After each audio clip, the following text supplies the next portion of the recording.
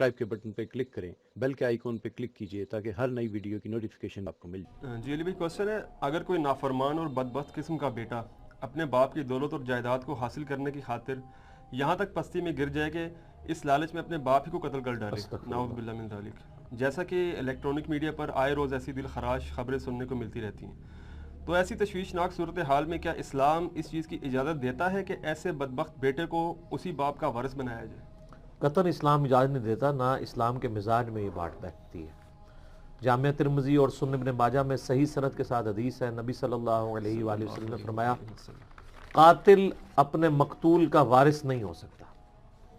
یہ جنرل حدیث ہے، یعنی اگر کوئی بیٹا باپ کو قتل کر دے یا باپ بیٹے کو قتل کر دے یا بھائی بھائی کو قتل کر دے یا بیوی شوہر کو قتل کر دے یا شوہر بیوی کو قتل کر دے، یہ سارے کے سارے ورژنز آپ کو الیکٹرانک میڈیا میں سننے کو ملتے ہیں، تو جس نے قتل کیا ہے نا وہ اس مقتول کا وارث وہ نہیں ہو سکتا۔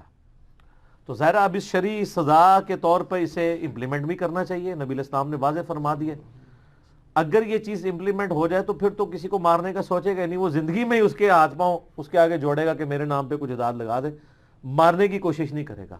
یا ایک اور طریقہ اڈاپٹ کیا جاتا ہے کہ بعض اوقات قتل کرنے کے بعد وہ انگوٹھے لگوائے جاتے ہیں۔ اب تو خیر قانونی کارروائیاں بڑی مشکل ہو گئی ہیں، پوری گواہیاں ڈالی جاتی ہیں، اس لیے اب وہ پرانے زمانے میں ہی ہوتا تھا کہ وہ مری ہوئی ماں کا انگوٹھا مرے ہوئے باپ کا انگوٹھا لگا لیتے تھے، وہ کہتے تھے جی اب یہ ہو گیا۔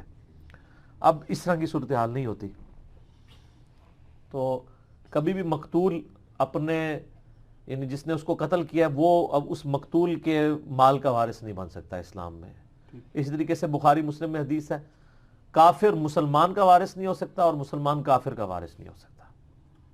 اگر کسی کی اولاد مرتد ہو جاتی ہے، اسلام چھوڑ جاتی ہے، تو اب اسے باپ کی جائیداد میں سے کچھ نہیں ملے گا۔ اور یہ بھی یاد رکھیے گا کہ اگر ماں باپ کے ساتھ جھگڑا ہو گیا اولاد کا تو ماں باپ اپنی اولاد کو جائیداد سے آگ نہیں کر سکتے، کیونکہ اسلام میں مال و دولت کا مالک اللہ ہے، تو اللہ کے قوانین کے تحت ہی ورثاء کے اندر مال تقسیم ہونا ہے۔ چاہے وہ بیٹا حسن سلوک نہ بھی کرنے والا ہو تب بھی ماں باپ کے مرنے کے بعد اس کو اتنا حصہ ضرور ملنا ہے۔ لیکن بسا اوقات ایسا ہوتا ہے کہ حقیقی اولاد نے انسان کے ساتھ حسن سلوک نہیں کیا، کوئی لے پالک بچہ تھا یا کوئی اس کا بھانجا یا بھتیجا تھا جس نے بڑھاپے میں سہارا دیا اس بوڑھے کو یا بڑھیا کو، اب اس کو تو مال میں حصہ نہیں ملے گا، تو اس کے لیے اسلام نے ایک اور راستہ نکالا ہے، وہ ہے ہبہ کر سکتے ہیں، زندگی میں گفٹ دے سکتے ہیں 1/3 مال تک، بخاری مسلم میں آیا، یا وصیت کر سکتے ہیں کہ میرے مرنے کے بعد میرا 1/3 مال فلاں شخص کو مل جائے۔ وہ کوئی شخص بھی ہو سکتا ہے، کوئی NGO بھی ہو سکتی ہے، ایدی ویلفیئر والے ہو سکتے ہیں، الخدمت فاؤنڈیشن والے ہو سکتے ہیں، شوکت خانم والوں کو دے سکتے ہیں، جس کو آپ صحیح سمجھتے ہیں۔ لیکن یہ یاد رکھیے گا صحیح بخاری میں حدیث ہے کہ وارث کے لیے وصیت نہیں ہو سکتی، وارث کو اتنا ہی مال ملنا ہے جو اللہ تعالیٰ نے سورۃ النساء کے دوسرے رکوع میں بیان کر دیا، جو میں نے پچھلی دفعہ بڑی ڈیٹیل کے ساتھ اس کو ڈسکس کیا تھا، اس کا کلپ بھی ہم نے تیار کیا، ان قریب انشاءاللہ تعالیٰ یعنی چڑھا دیں گے۔ ایک دکھیاری بیوہ خاتون نے لیٹر لکھا تھا ہماری اکیڈمی میں، تو اس کے کانٹیکس میں نے آلموسٹ آدھا گھنٹہ وراثت کے حوالے سے جو زیادتیاں ہو رہی ہیں، یعنی بھائی بہنوں کی جائیداد کو دبا لیتے ہیں، اسی طریقے سے بیوہ عورتوں کے ساتھ لوگ ظلم کرتے ہیں اور ان کے خامنوں کے مرنے کے بعد ان کی جائیداد کو ہتھیاتے ہیں، حالانکہ وہ بیچاریاں یعنی اس کے بغیر ان کا گزارا مشکل ہو جاتا ہے۔ بعض کا کمبائنڈ فیملی سسٹم ہوتا ہے، اب 3 مرلے کا مکان ہے، 2 بھائی رہ رہے ہیں، مرنے کے بعد وہ کہتے ہیں جی اب مکان بیچنا ظاہر ہے، وہ بیچنا تو ہے، اس کی وجہ سے وہ عورت پھر کرائے پہ چلی جاتی ہے کیونکہ 1.5 مرلے کا تو اسے مکان کوئی نہیں ملنا۔ کمبائنڈ فیملی سسٹم میں تو سین بھی شیئر ہو جاتا ہے، چھت بھی شیئر ہو جاتی ہے، تو معاملات چل جاتے ہیں، لیکن اس طرح کے معاملات میں نہیں چلتے۔ اور یہ جو قتل و غارت کا بازار آج کل گرم ہوا ہے، میں نے اس حوالے سے بھی ذرا ذہن میں رکھیں کہ ہم لوگ یعنی مقتولوں کی خبریں تو سن رہے ہوتے ہیں میڈیا کے اوپر، لیکن بسا اوقات جب حقائق سامنے آتے ہیں تو بڑی تلخ حقائق سامنے آتے ہیں۔ ابھی یہ 3-4 دن پہلے تمام الیکٹرانک میڈیا پہ خبر چل رہی تھی کہ لاہور کے اندر ایک نوجوان لڑکی کو قتل کر دیا گیا ہے شادی سے 3 دن پہلے، تو سارے لوگ بڑا ترس کھا رہے تھے، یار اس کی شادی ہونے والی تھی، مار دیا، یہ ہو گیا وہ ہو گیا۔ کل جناب پتہ چل گیا کہ اس کے اپنے بہنوئی کے ساتھ ناجائز تعلقات تھے، اسی نے اسے قتل کر دیا. تو اب وہ ترس والا معاملہ کہاں سے رہ گیا؟ یعنی اس لیول میں پستی میں بھی آج کی بچیاں علم دین کی دوری کی وجہ سے اتر چکی ہیں کہ وہ اپنی بہنوں کے گھر اجاڑ رہی ہیں اور اس طرح کے تعلقات رکھے ہوتے ہیں. اور اس کا اینڈ رزلٹ آپ دیکھ لیں. اگر کسی شخص کو یہ زوم ہو گیا نا کہ فلاں کے ساتھ میرا کوئی اس طریقے سے بڑا کوئی محبت کا رشتہ چل رہا ہے، تو پھر گولیاں تو نہیں ماری جاتی وہاں پہ. وہ ظالم آدمی اپنے آپ کو گولی مار لیتا نا اگر وہ اس غم سے مرا جا رہا تھا کہ یہ میرے ساتھ نہیں جا رہی ہے. جس سے محبت تھی اسی کو گولی مار دی. تو آپ یہ سمجھ لیں یہ محبت جس کو پاکیزہ محبت کا نام دیا جاتا ہے، وہ پاکیزہ محبت نہیں ہوتی ہے، وہ ٹوٹلی سیکس کے اوپر مبنی ہوتی ہے. کسی کو کسی کے ساتھ اس طرح کی محبت نہیں ہوتی ہے. اسلام میں تو پاکیزہ محبت آپ اپنی بیوی کے ساتھ کریں گے، ماں باپ کے ساتھ کریں گے، اولاد کے ساتھ کریں گے. یہ جو ناجائز تعلقات ہیں وہ کتنے لوگ ہمیں وہ یعنی رابطہ کر کے نا فونوں کے اوپر وہ اکیڈمی میں بھی رابطہ کر رہے ہوتے ہیں کہ جی وہ ہمارا ایک جگہ چل رہا ہے، ہم شادی کرنا چاہتے ہیں، لیکن بڑی پاکیزہ محبت ہے. یعنی وہ ڈیٹس مار رہے ہیں، سب کچھ کر رہے ہیں، لیکن وہ سمجھتے ہیں پاکیزہ کا مطلب یہ ہے کہ ایک دوسرے کو ٹچ نہیں کیا تو یہ پاکیزہ ہے. بعض کے نزدیک کرائٹیریا یہ کہ ٹچ کرنا یہ کوئی برا نہیں ہے، اس سے آگے بڑھنا جو ہے وہ غیر پاکیزہ ہو جائے گا. اور کرتے تھیندے تھیندے تھی جاتا ہے بندہ. یہ خطوات الشیاطین ہے، شیطان کے راستے ہیں. تو یہ جو قتل کے پیچھے صرف محرک یہ جائیداد کا معاملہ نہیں ہوتا، اور بھی کئی قسم کی دنیاوی منفعتیں جڑی ہوئی ہوتی ہیں. اگر اسلام کے مطابق لوگوں کی تعلیم کی جائے تو لوگ یقین کریں کسی کو قتل کرنے کا سوچ بھی نہیں سکتے. سورہ نساء میں آیا کہ جس شخص نے جان بوجھ کے کسی ایک مسلمان مومن کو بھی قتل کیا اس کی سزا ہمیشہ کی جہنم ہے. جی کتنا کریٹیکل معاملہ ہے. بخاری اور مسلم دونوں میں حدیث ہے قیامت والے دن سب سے پہلے قتل کے مقدمے کا فیصلہ ہوگا. ابو داؤد اور مسند احمد میں ایک حدیث ہے کہ نماز کے بارے میں سوال ہوگا، لیکن بخاری مسلم میں قتل کے مقدمے کا. اس میں تطبیق اور آپٹیمل سولوشن یہ ہے کہ حقوق اللہ میں سب سے پہلے فیصلہ ہوگا نماز کا اور حقوق العباد میں قتل کا. جامعہ ترمذی اور سنن ابن ماجہ میں حدیث موجود ہے موقوفاً عبداللہ بن عمر بن عاص سے کہ ایک مؤمن کی جو حرمت ہے وہ کعبے کی حرمت سے بھی بڑھ کے. اور جامعہ ترمذی میں حدیث ہے کوئی شخص پوری دنیا کو تباہ و برباد کر دے اللہ کے نزدیک یہ چھوٹا جرم ہے اور ایک مسلمان کا قتل کرنا بڑا جرم ہے.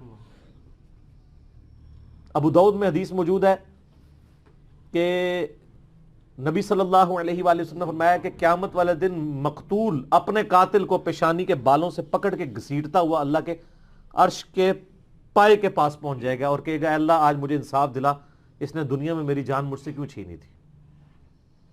مقتول اپنے قاتل کو، اور اس حال میں کہ نبی اسلام فرماتے ہیں کہ اس کی رگوں سے خون بہ رہا ہوگا. اور سنن نسائی میں آگے الفاظ ہیں کہ حکمرانوں، وہ سیابی حدیث بیان کر کے کہتے تھے حکمرانوں کسی کے ناحق قتل کے اوپر معاونت مت کرو. اسپیسیفکلی حکمرانوں کے بارے میں. یہاں لوگ یعنی بعض اوقات جو ہے وہ اپنے فرقے کے بچانے کے لیے بعض اوقات حب الوطنی کے نام کے اوپر ناحق لوگوں کو قتل کر دیتے ہیں، اور ان کو یہ پتہ نہیں کہ ایک بندے کو قتل کرنے کی وجہ سے آپ ہمیشہ کے لیے پھنس سکتے ہیں. دنیا میں آپ لاکھ جسٹیفیکیشنز گھاڑ سکتے ہیں کہ جی یہ وسیع تر مفاد میں ہم نے فلاں کو قتل کروایا ہے، لیکن اللہ کے حضور آپ کیا جواب دیں گے؟ بہت خطرناک معاملہ ہے.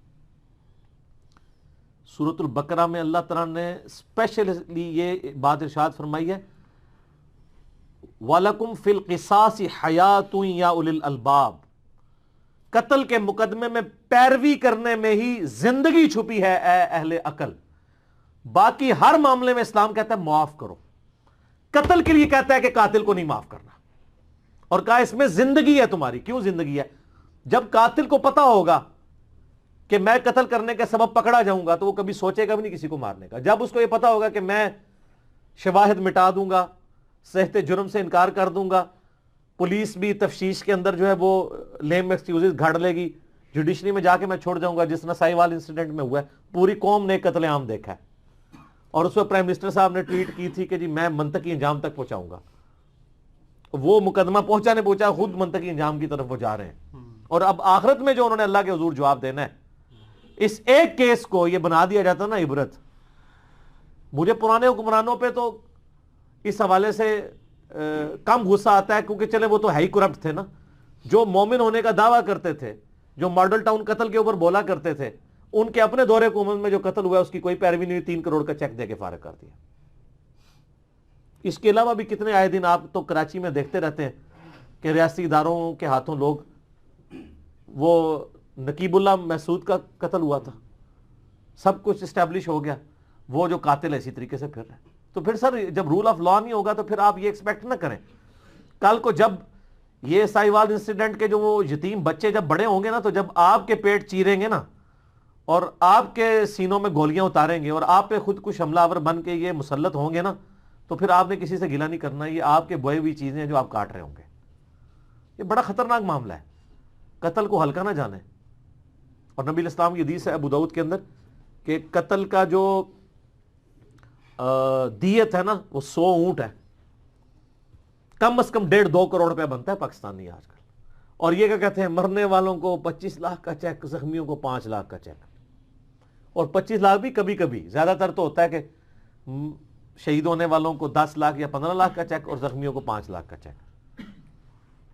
تو قصاص پورا دیں, پھر دیت دیں, یا قصاص لے کے دیں حکمرانوں سے جن کی نااہلی کی وجہ سے لوگ قتل رہے ہوتے ہیں.